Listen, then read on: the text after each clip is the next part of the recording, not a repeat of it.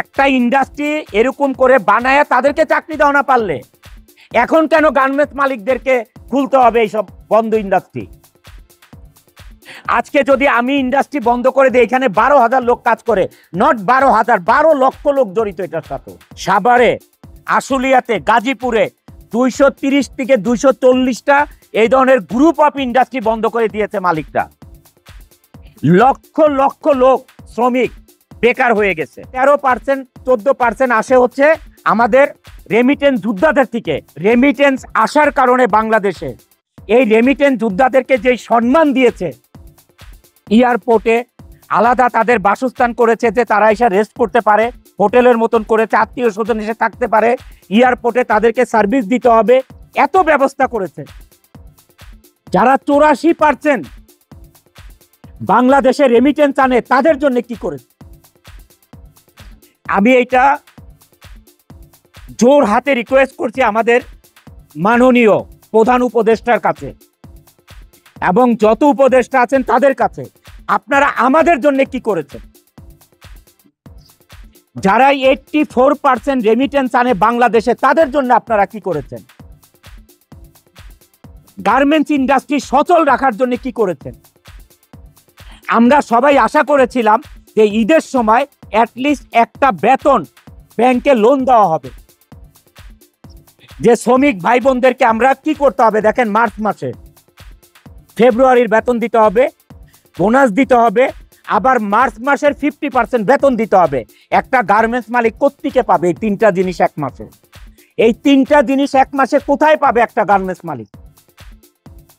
যারা 84% রেমিটেন্স এনে বাংলাদেশের অর্থনীতির চাকা সচল রাখে তাদের জন্য কি করেছে?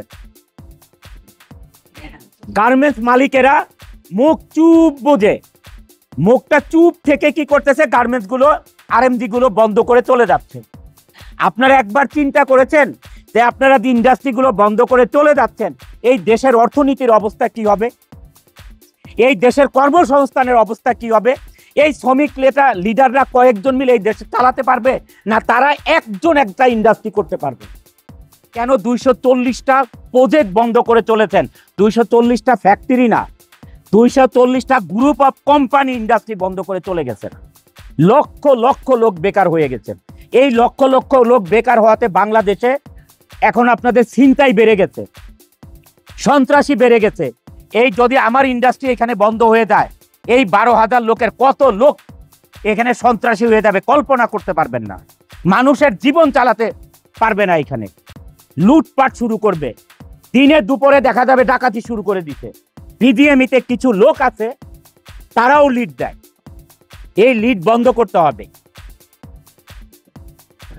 বিজিএমইতে 98% যদি ভালো লোক থাকে, 2% লোক আছে এই শ্রমিক লিডারদের সাথে মিশে লিড দেওয়ার চেষ্টা করে, দলাদলি করার চেষ্টা করে। গার্মেন্টস কোনো রাজনীতির বস্তু না, এটা ইন্ডাস্ট্রি, এটা কোনো রাজনীতির খেলার মাঠ না। এখানে আওয়ামী লীগ আসবে, বিএনপি আসবে, ও আসবে, সে আসবে, এটা নিয়ে পলিটিক্স করবে। এটা কোনো রাজনীতির মাঠ না, এটা কর্মসংস্থান, এটা ইন্ডাস্ট্রি। এইটা বাঁচলে দেশ বাঁচবে, এইটা বাঁচলে আপনারা রাজনীতি করতে পারবেন। দেশে মানুষ থাকতে হবে। আপনারা কি মানুষ ছাড়া রাজনীতি করবেন? দেশে মানুষ দরকার নেই আপনাদের?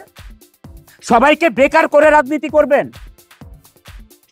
মানে যত বেকার হবে তত আপনাদের পিছনে লাইন ধরে স্লোগান করবে, এটা চান আপনারা? এই দেশের ইন্ডাস্ট্রিগুলো ডে বাই ডে বন্ধ হয়ে যাচ্ছে।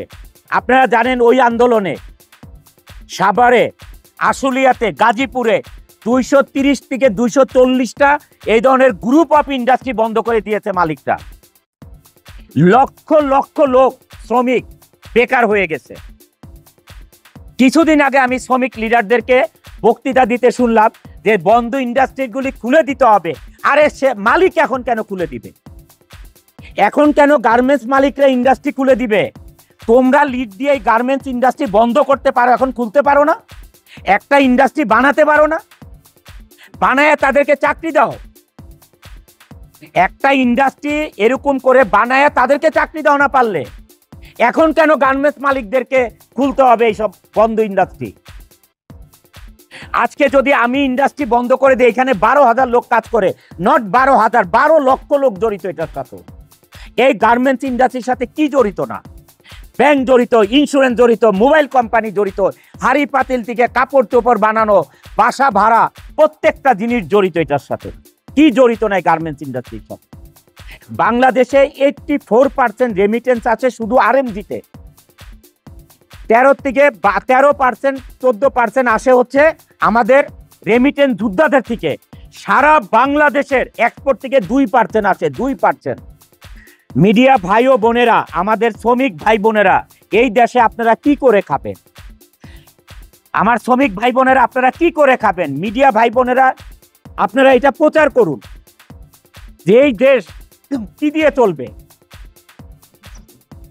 আমাদের প্রধান উপদেষ্টা জনাব ডক্টর ইউনূস সাহেব 12%, 13%, 14% রেমিটেন্স আসার কারণে বাংলাদেশে এই রেমিটেন্স যোদ্ধাদেরকে যে সম্মান দিয়েছে, এয়ারপোর্টে আলাদা তাদের বাসস্থান করেছে যে তারা এসে রেস্ট করতে পারে, হোটেলের মতন করেছে, আত্মীয় স্বজন এসে থাকতে পারে, এয়ারপোর্টে তাদেরকে সার্ভিস দিতে হবে, এত ব্যবস্থা করেছে।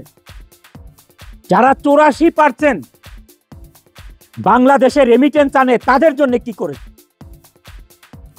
আমি এইটা জোর হাতে রিকোয়েস্ট করছি আমাদের মাননীয় প্রধান উপদেষ্টার কাছে এবং যত উপদেষ্টা আছেন তাদের কাছে, আপনারা আমাদের জন্য কি করেছেন? যারা 84% রেমিটেন্স আনে বাংলাদেশে তাদের জন্য আপনারা কি করেছেন? গার্মেন্টস ইন্ডাস্ট্রি সচল রাখার জন্য কি করেছেন? আমরা সবাই আশা করেছিলাম যে ঈদের সময় অ্যাটলিস্ট একটা বেতন ব্যাংকে লোন দেওয়া হবে। যে শ্রমিক ভাই বোনদেরকে আমরা কি করতে হবে দেখেন, মার্চ মাসে ফেব্রুয়ারির বেতন দিতে হবে, বোনাস দিতে হবে, আবার মার্চ মাসের 50% বেতন দিতে হবে। একটা গার্মেন্টস মালিক কোত্থেকে পাবে এই তিনটা জিনিস এক মাসে? এই তিনটা জিনিস এক মাসে কোথায় পাবে একটা গার্মেন্টস মালিক? যারা 84% রেমিটেন্স এনে বাংলাদেশের অর্থনীতির চাকা সচল রাখে তাদের জন্য কি করেছেন? গার্মেন্টস মালিকেরা মুখ চুপ বোঝে, মুখটা চুপ থেকে কি করতেছে, গার্মেন্টস গুলো আরএমজি গুলো বন্ধ করে চলে যাচ্ছে। আপনারা একবার চিন্তা করেছেন যে আপনারা যে ইন্ডাস্ট্রি গুলো বন্ধ করে চলে যাচ্ছেন, এই দেশের অর্থনীতির অবস্থা কি হবে? এই দেশের কর্মসংস্থানের অবস্থা কি হবে? এই শ্রমিক লিডাররা কয়েকজন মিলে এই দেশে চালাতে পারবে না? তারা একজন একটা ইন্ডাস্ট্রি করতে পারবে?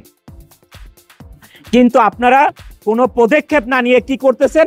আপনারা গার্মেন্টস গুলো বন্ধ করে যার যার মতো ফয়দার গ্রামে চলে যাচ্ছেন, অথবা আপনার গুলশান বনানীর বাসায় বসে থাকতেছেন, অথবা বিদেশের চলে যাচ্ছেন। What is this? এটা কিন্তু আমি অনন্ত জলিল এইটা না করে আজকে আমি প্রতিবাদ জানাচ্ছি যে না, বাংলাদেশে এই আরএমজি সেক্টর থাকতে হবে, না হলে এই দেশ চলার মতন কোনো ব্যবস্থা নাই, কোনো ধরনের ব্যবস্থা নেই। আপনি যে আজকে চাল কিনবেন, আমাদের দেশে যে চাল উৎপাদন হয়, কম উৎপাদন হয়, ডাল উৎপাদন হয়, সমস্ত কিছুর 50%-এর মতন ইম্পোর্ট করতে হয়। ভাত খাবেন কোত্থেকে? ভাতটা খাবেন কোত্থেকে? গার্মেন্টসের ভাই বোনেরা, আপনারা বাজারে দিয়ে বাজার থেকে চাল কিনবেন, কোত্থেকে পাবেন আপনারা? এই চালটা পাবেন কোথায় আপনারা? এই চালটা ইম্পোর্টার, আর এটা ডলার ছাড়া ইম্পোর্ট করা যাবে না। বাংলাদেশের টাকা আজকে কোনো দেশ আপনার নিবে না এটা রপ্তানি করতে, আমদানি করতে। কাউকে আপনি টাকা দিলে নিবে না, ডলার দিতে হবে। তাহলে এই ডলার কোত্থেকে আসবে? আমাদের কৃষক ভাইরা আজকে ফসল ফলাবে, এই সার কোত্থেকে আসবে? এই দেশে সার কোত্থেকে আসবে? এই সার ইম্পোর্ট করে আনতে হবে, আর এই ইম্পোর্ট করতে হলে ডলার লাগবে। এই ডলার কারা ইম্পোর্ট, এই ডলার কারা বাংলাদেশে আনে? এটা আনে গার্মেন্টস মালিকরা আনে, আর হচ্ছে রেমিটেন্স যোদ্ধারা 14% আনে, আর 84% আনে গার্মেন্টস মালিকরা। এইটা কারো মাথায় ধরতেছে না, মনে করতেছে বাজারে যাচ্ছি আমরা, চাল ডাল আটা লবণ তেল মরিচ কিনে নিয়ে আসতেছি, আমরা সংসার চালাচ্ছি। নো, এটা সব কিছু গার্মেন্টসের টাকা দিয়ে হচ্ছে, আর এই রেমিটেন্স যোদ্ধাদের টাকা দিয়ে হচ্ছে, আর কারো টাকা দিয়ে হচ্ছে না। সারা বাংলাদেশের যত ব্যবসা আছে, মাত্র 2% রেমিটেন্স আছে বাংলাদেশে, মাত্র 2%। এটা দিয়ে কে খাবেন? কয়শো লোককে খাওয়াবেন? 18 কোটি মানুষের দেশ, কয়শো লোক খাবে এই 2% দিয়ে? এই গার্মেন্টস মালিকদের সাথে যারা সাধারণ শ্রমিক তারা আমাদের সাথে আছেন, কর্মকর্তা কর্মচারী তারা আমাদের সাথে আছেন, আইন শৃঙ্খলা আমাদের সাথে আছেন, তাহলে গার্মেন্টস মালিকদের এত ভয় কেন? মিডিয়া ভাই বোনেরা সত্যতা তুলে ধরার জন্য আমাদের সাথে আছেন, তাহলে গার্মেন্টস মালিকদের এত ভয় কেন? কেন 240টা প্রজেক্ট বন্ধ করে চলেছেন? 240টা ফ্যাক্টরি না, 240টা গ্রুপ অফ কোম্পানি ইন্ডাস্ট্রি বন্ধ করে চলে গেছেন। লক্ষ লক্ষ লোক বেকার হয়ে গেছে। এই লক্ষ লক্ষ লোক বেকার হওয়াতে বাংলাদেশে এখন আপনাদের ছিনতাই বেড়ে গেছে, সন্ত্রাসী বেড়ে গেছে।